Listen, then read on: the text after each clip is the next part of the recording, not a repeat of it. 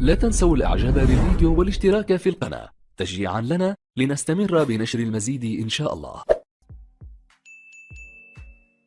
À la Croatie, sincèrement, c'est une très belle équipe. Elle mérite la troisième place. يستحقون المركز C'est une équipe qui a الثالث. beaucoup d'expérience. Et aujourd'hui, هو منتخب لديه خبرة كبيرة، ورأينا مرة أخرى الفارق وكيف تمكنوا من إدارة المباراة والحصول على المركز الثالث، خاصة في الشوط الأول حيث سيطروا وقمنا بأخطاء كثيرة وكان هنالك تعب وإرهاق. كنا نعلم في الشوط الثاني أننا تحسنا، أتيحت لنا العديد من الفرص، ولكن عرفوا كيف يحتفظون بالنتيجة. نشعر بخيبة أمل، وغدا عندما نستفيق سندرك ما الذي حصل. كانت العتبة أو الدرجة عالية حتى نكمل هذه الدورة، لم نكن جاهزين 100%. وأهني الشباب لأننا في بعض الأحيان نشعر خيبة أمل، ولكنهم قاتلوا لآخر دقيقة وقدموا كل شيء، وهي صورة ناصعة لكرة قدمنا. Can we get the microphone here, please? First, I'll come to you, sir. Radio France Internationale, je voudrais juste savoir si... أريد أن أعرف إن كان الوقت مبكرا، هل تبقى بذهنك صورة معينة من هذه الدورة؟ لدينا العديد من الصور، خاصة الانتصارات التي أحرزناها والشعب المغربي الذي خرج فرحا إلى الشوارع، وكذلك جلالة الملك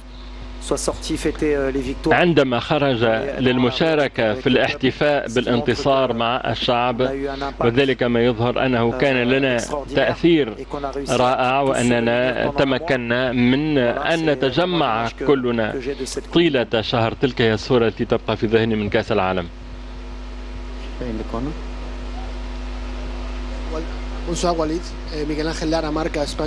مساء الخير. رأينا الفريق مغتاظا جدا ضد الحكم، هل لاحظتم أي شيء؟ لا. عندما نخسر نشعر بخيبة أمل، ودائما يكون هنالك بعض النرفزة والعصبية. لا أعتقد أننا قللنا من الاحترام، نحن نحترم الحكام وسنركز خاصة على سبب إخفاقنا في آخر مباراتين حتى نتقدم، ولا يمكن أن نتحجج بالحكم، ذلك ليس مغربيا. نحن الرياضيون نتصرف في آخر المباراة، ولكن مع مراجعة أنفسنا لم نكن في المستوى المطلوب خاصة في الشوط الأول، ذلك ما يهمني. At the back there, yes. And after that, we go to the virtual stadium. There is a question from virtual stadium. Here, over there. Fernando Callas from Reuters. I would like to ask you. أريد أن أسألك بخصوص أثر هذه المشاركة المغربية على كرة القدم الإفريقية، خاصة وأن كل الفرق الإفريقية تتمكن من الترشح للدور اللاحق. إذن ما هو أثركم على الكرة الإفريقية عموما؟ حسنا، أعتقد أنه بعد النهائي سنقوم بالإحصاء النتائج. نحن لعبنا فقط ضد منتخبات كبيرة، وذلك سيكسبنا خبرة كبيرة وتجعلنا نتقدم أعواما كثيرة. ووصلنا مع آخر ثلاثة وصلوا إلى آخر هذه المنافسة: بلجيكا، البرتغال، إسبانيا، كندا. إذن أعتقد أننا أظهرنا وجها جيدا لإفريقيا، وأن العمل يؤتي أكله، وعلينا كذلك أن نستفيد مثل ما استفدنا من مباراة غانا في الربع النهائي لكأس إفريقيا، وذلك ربما يجعلنا إن شاء الله نحلم بالفوز بكأس العالم. الآن ذلك سيضع ضغطا أكبر على كاهلنا، وذلك سيحفز كذلك كل المنتخبات الأفريقية ليقدموا أفضل مما قدمناه. والأمم الأفريقية تحب كرة القدم، والمغرب أظهرت بأننا لسنا بعيدين لأننا خسرنا المباريات على تفاصيل صغيرة، والفرق بين الدول الأوروبية والإفريقية قد تقلص واضمحل وأصبحت الأمور تلعب على تفاصيل صغيرة. ذلك ما سيساعد كرة القدم الإفريقية.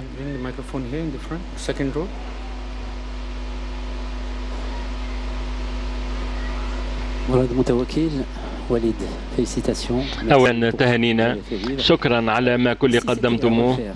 لو تكرر الأمر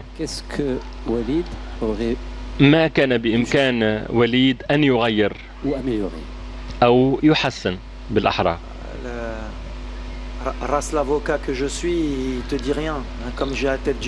إذن بما أنني دماغي صلبة لن أتراجع. لقد كان لدينا في بداية هذه الدورة 0.01% من إمكانيات الفوز بكأس العالم. وصلنا المربع الأخير من كأس العالم ولعبنا فقط ضد كبيرة، وأنا كمغربي وأنا الشعب المغربي الذي أعرفه. ولكن لعب هيدا، ولكن لعب 5، ولكن لعب 3، ولكن حسنا أعرف كل ذلك، وأنا أحمد الله إن كان لدي رسالة فأقول لهم نحن في الأربعة الأوائل في كأس العالم. وحتى لو سألت أيا قبل هذه الدورة لن يؤكد لك أننا سنقاتل بهذه الأسلحة ونصل إلى المركز الرابع. كنا نحلم فقط بتجاوز الدور الأول، والآن وصلنا مرفوعي الرأس.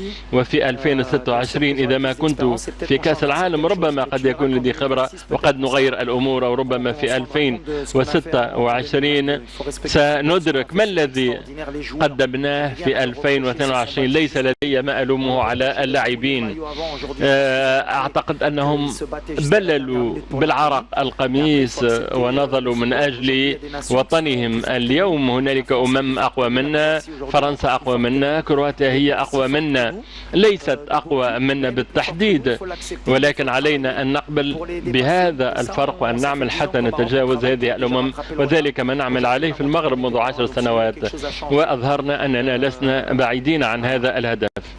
ليس لدي ما أغيره. سنأخذ آخر سؤالين. Daniel from the Kenya Broadcasting Corporation. I'll ask in English. سأسألك باللغة الإنجليزية. إذا رأيناكم في أكاديمية المغرب، ما سيكون انعكاس نتائجكم على الشباب المغربي بعد الوصول إلى هذا المصاف، وأنتم قد حددتم هذا المعيار وهذا السقف العالي؟ بالنسبة لي أكثر ما أحس به من مشاهدة فيديو الأطفال والشباب أن كرة القدم تجعل الشباب والأطفال يحلمون وتفتح لهم أبواب الأمل، ليس فقط في المغرب ولكن في إفريقيا وفي العديد من الدول في العالم. نحن جعلنا هؤلاء الصبية يحلمون، بإمكانهم أن يحلموا بأن يكونوا لاعبين محترفين. ذلك ليس له ثمن، ذلك أكثر من الانتصار في كأس العالم.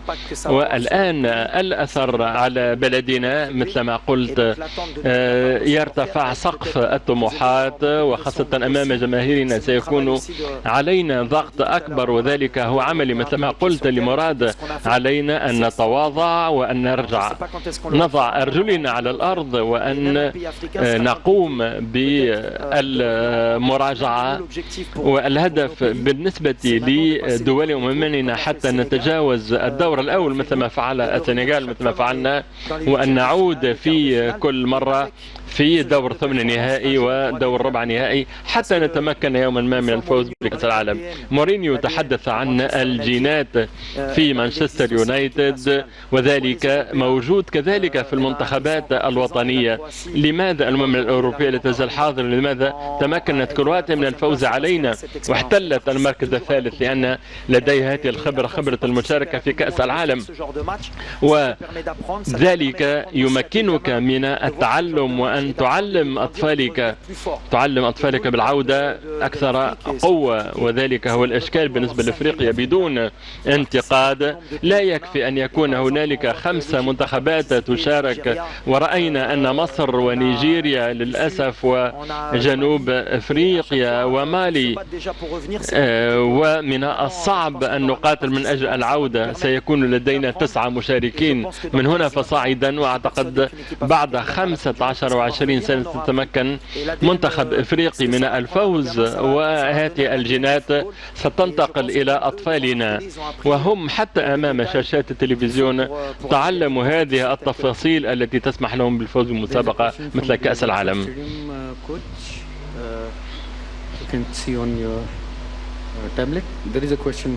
هنالك سؤال عبر الإنترنت. إسلام المدب من تونس. في البداية سيد وليد الركراكي أريد أن أقدم اعتذاري لأني شككت في أحد الندوات السابقة في قدرة المنتخب المغربي وعلى رفع كأس العالم. أثبتتم اليوم بوصولكم لنصف النهائي أنك على حق وأن الحلم مشروع. سؤالي هو هل تعتبر هذا الجيل للمنتخب المغربي هو الأفضل في تاريخ الكرة المغربية، الكرة الإفريقية والكرة العربية؟ شكرا.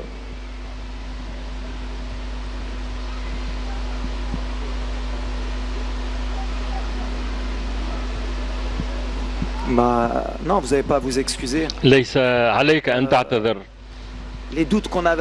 الشكوك التي كانت قبل المسابقة كانت تتعلق بالمنتخبات الإفريقية والعربية. كان علينا أن نتجاوز سقفا معينا، ولكن علينا أن نبني على ما أنجزناه، وأثبتنا أن ذلك ممكن بالعمل وبالرغبة، واللاعبون قدموا أفضل ما لديهم.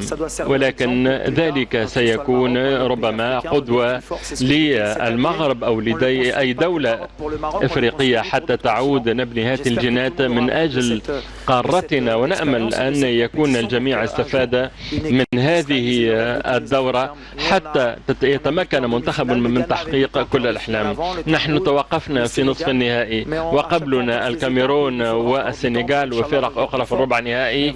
نأمل أن نعود أقوى، وليس عليك أن تعتذر. حتى في بلدي كان العديد من لم يؤمن بنا، ونحن قاتلنا حتى نثبت العكس، وليس لأننا وصلنا نصف النهائي علينا أن نتبجح أن نلوم على الآخرين. سنواصل العمل.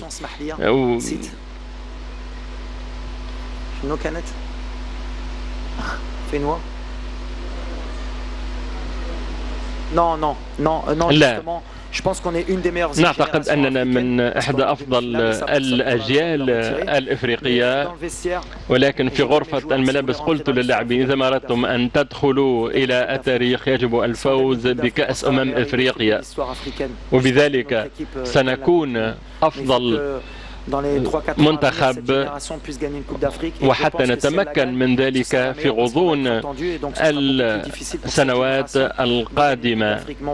وسنعمل ونجتهد. لدينا سنة للاستعداد للكوت ديفوار، وسنرى أين ستحصل كأس أفريقيا 2025. مثل ما قلت للاعبين يجب أن نكون ملوكا في قارتنا أولا. ربما هو خطاب متشنج